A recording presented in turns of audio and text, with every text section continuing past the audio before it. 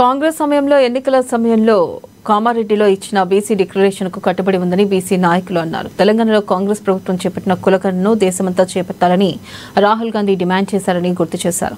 Congress party 42% reservation కోసం కట్టుబడి ఉందని, బీసీలకు న్యాయం జరగాలంటే కాంగ్రెస్ తోనే సాధ్యమని చెప్పారు.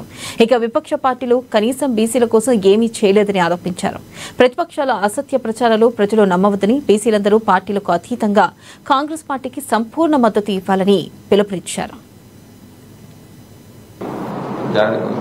ఇవ్వడం జరిగింది.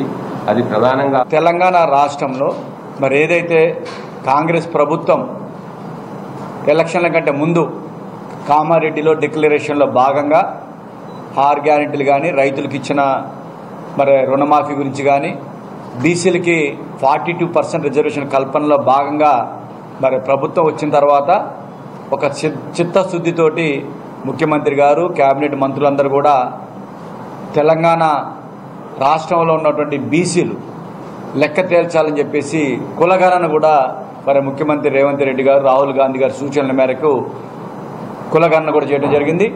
ఆ కులగణన కూడా మరి భారతదేశంలో తెలంగాణ రాష్ట్రం ఒక రోల్ మోడల్గా ఉండి బీసీలుగా లెక్క తేల్చాలని చెప్పి గతంలో ఎలక్షన్లో హామీలో భాగంగా బీసీ కులగణన చేస్తామని మన పార్టీ అధ్యక్షులు, అదేవిధంగా భావి ప్రధానమంత్రి అయినటువంటి రాహుల్ గాంధీ గారు ఇచ్చినటువంటి ఆదేశానుసారం ఎలక్షన్ జరిగిన తర్వాత కాంగ్రెస్ ప్రభుత్వం రావటం, ఒక ప్రభుత్వం వచ్చిన తర్వాత ఇచ్చినటువంటి హామీని నెరవేర్చాలన్నటువంటి ఆశయంతో మన ముఖ్యమంత్రి రేవంత్ రెడ్డి గారి సారథ్యంలో మన మంత్రిమండలి మొత్తం కూడా మన తెలంగాణ రాష్ట్రంలో కులగణన చేయటం, 57% బీసీలు ఉన్నారని తేల్చటం, దాంట్లో భాగంగా ఇప్పుడు జరిగేటువంటి ఎలక్షన్లో కూడా బీసీలందరికీ వాళ్ళ జనాభా నిష్పత్తిన ప్రకారం వాళ్ళకి ప్రాధాన్యత ఇవ్వాలన్నటువంటి సంకల్పంతో మన ఎలక్షన్లో, స్థానిక సంస్థల ఎలక్షన్లో కూడా